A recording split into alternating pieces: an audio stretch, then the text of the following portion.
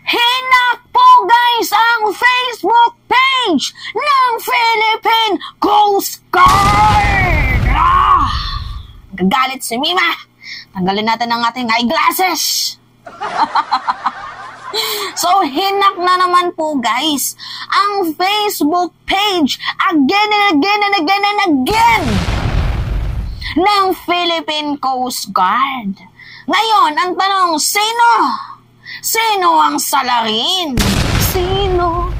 Sino ba sila? Alams na? Tinatanong pa ba yan? Alams na? Diba? Hindi nyo na kailangang tanungin dahil meron na tayong alam kung sino yan. Philippine Coast Guard. Auxiliary. Alams na? 36 Chinese Auxiliary. Alams na? Diba? Hindi nyo na kailangang tanungin. Hindi na din natin guys kailangang maging malalim para alamin. Alams na? Diba? May 36 Chinese. Kaya nga hindi na bago. Hindi na nga ako na-surprise nung nakita ko tong balitang to. So ngayon, basahin natin. Hackers break into Coast Guard's Facebook page and new. The Philippine Coast Guard, or PCG, page has once again fallen victim to hacking in previous cyber attacks in February. Kasi guys, last month din to guys, na-hack din po yung Facebook page ng PCG. And also, na-hack din po guys ang Facebook page ng tawag dito, OWA. So, naka 17,000 attempts sila. Ito nga yung balita last February, last month. DICT traces hack attempts to China. So, dito naman sa OWA at dito sa Facebook page, official website pala ng ating President Marcos, yung salarin sa hacking sa OWA at dito sa official website ni President Marcos is yung China. Naka 17,000 attempts daw sila. And then later on, dininay po ng China yan na hindi daw po sila. As usual, denial. Yung ginagawa nilang water cannon doon sa West Philippines, di ba? Sa ating mga kabarkuhan na nagre-resupply mission, kahit kitang-kita naman na sila yung nangunguna magpasimuno ng gulo. Tapos sasabihin nila na hindi daw nila ginawa yun. Tayo daw yung nag-triggered out. So, dininay ng China. Sabi nga dito, China denies hacking Philippine government agency. At yung malala pa dito guys, sabi nila, kung gusto nyo, tulungan namin kayo sa mga nangyayaring cyber attack sa inyo. Talaga nga naman, matindi mang gaslight itong mga check one na to. Diba? After nilang i-hack, kasi sila yung mayroong attempt Tapos, ang gagawin nila, i-deny, tapos mag-o-offer ng tulong. Natutulungan daw tayo. Sino ba namang tangang, oy, wag kami, hindi kami pinanganak kahapon. So ngayon, ito yung balita guys, bago tayo magbigay ng komento. Panoodin muna natin. The Philippine Coast Guard's Facebook page has once again fallen victim to hacking after previous cyber attacks in February. According to the PCG, an unknown entity gained access on its Facebook page at around 12:30 p.m. on Friday, March 29. PCG spokesperson Rear Admiral Armand Badilos says the Coast Guard Public Affairs monitored 2 malicious short videos posted on the page during the hacking. This recent hacking marks the 4th time the PCG faced a cyber attack this year. It is similar to the most recent attack on February 26, where PCG lost access to its Facebook page after 2 short videos were also uploaded. The PCG was only able to regain full access to its page 4 days later on February 29. Meanwhile, on February 15, the page of PCG on the platform X was also temporarily hacked, with access only being regained a few hours later. The DICT on February 3 also reported that the website of PCG, along with other government websites, were targeted by cyber attacks made from an internet protocol address traced to a location in China. Diba? Pati ba naman sa formerly Twitter na ngayon ay X? Hinak din pala. Talaga nga namang napaka-arugante talaga nitong mga hackers na to. Pero alam natin kung sino yung nasa likod ng mga yan. Diba? Napaka-arugante. Hindi na tunawan guys. Hindi sila na-satisfied sa pagwa-water cannon. Hindi rin po sila guys na-satisfied dito sa tinatawag na na helicopter dangerous maneuvers, 'di ba? Yung 50 meters na pinahanginan, talagang halos liparin na ng hangin itong ating mga kababayang Pilipino. Hindi sila guys na-satisfied. So ngayon, meron pa silang hack-hack effect, 'di ba? So ngayon, pag-usapan natin kung sino yung nasa likod ng na yan, ng hacking na yan. Syempre guys, ako, hindi na talaga ako magtataka and I am not surprised also. Sabi ko, hindi na to bago. Kung last year nga din, mayroong hacking attempts itong China and nung February din, hinak ang OWA. Tinry nilang i-hack ang OWA.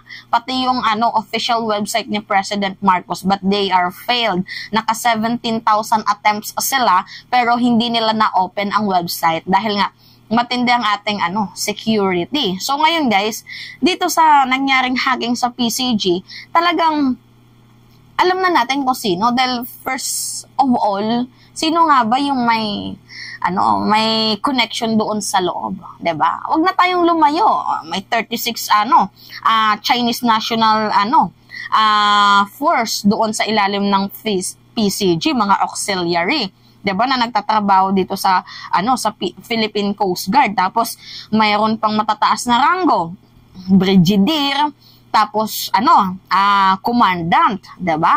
So sa loob ba naman ng 3 taon nilang pagtatrabaho, imposibleng wala pa silang access. 'Di ba? Ilang taon silang nagtrabaho? 3 taon. Panahon ni Digong nagsimula, pinapasok nila.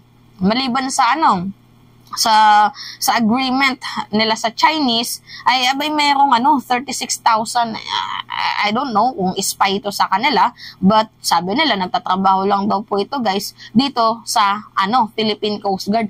Hindi puta nga kuying. Hoy! Talagang namang kuying ngat. Grabe talaga tong pusa na to, pati ulam ko kinuha. Wala na tuloy akong ulam. Sorry guys. Yung ulam ko kasi, mistuloy ako. Yung ulam ko, kinain ng pusa. Diyan kasi nilagay ni mama. Anyway, nawala tuloy ako. So, yun na nga po guys. Ito ang nangyari. 'Di ba? Merong 36 Chinese na nagtatrabaho under the Philippine Coast Guard. So, sa loob ng kanilang tatlong taong pagtatrabaho, napaka-imposible naman po guys na wala silang access dyan. So, wag na tayong lumayo kung sino yung nang-hack. Alams na. 'Di ba? Kahit man bali-baliktarin ng mundo, sila lang naman po guys yung may intention sa bansang Pilipinas. 'Di ba? So, sa tingin nyo, sino yung nag-hack? 'Di ba? Hindi na kasi para sa akin hindi na to bago. Lalo pat merong mga espiya sa loob. Kaya nga yung natatrack nila kung saan papunta yung barko ng Pilipinas, 'di ba? Inaabangan nila kasi nga mayroong espiya sa loob, guys.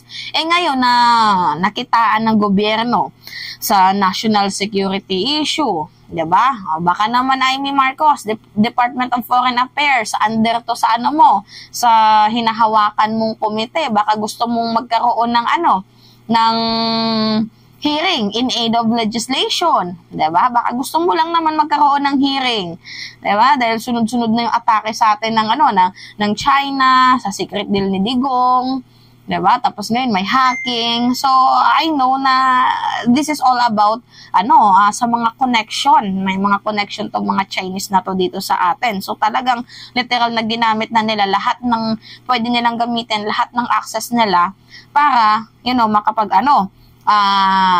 makapagkuha ng identity, makakuha guys ng information sa loob ng gobyerno ng bansang Pilipinas. So para sa inyo guys, bago pa ba to?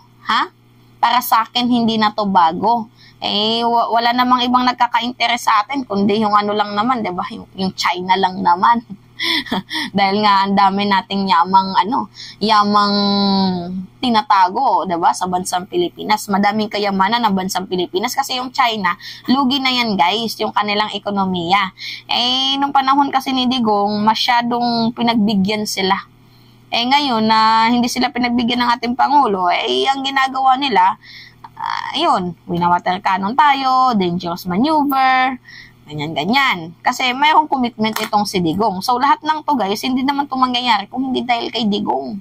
'Di ba?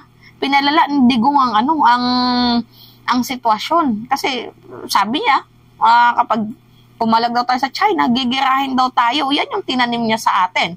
Pero nung si President Marcos, ginera ba tayo? Hindi naman, 'di ba? Hindi tayo ginera kasi dinaan po ni President Marcos sa diplomatikong pamamaraan itong kanyang pakikipaglaban sa ating teritoryo. Diba? So, yun lang po guys yung balita ngayon na pasaway talaga tong mga Chinese na to. Lagi talagang hindi nawawalan ng issue, hindi napapagod. 'Di ba? Sa kakabuli nila sa bansang Pilipinas. Nako. Anyway, yun lamang ho guys at it's me again, si Mima Alicia at nagbabalik ulit para sa ating panibagong video.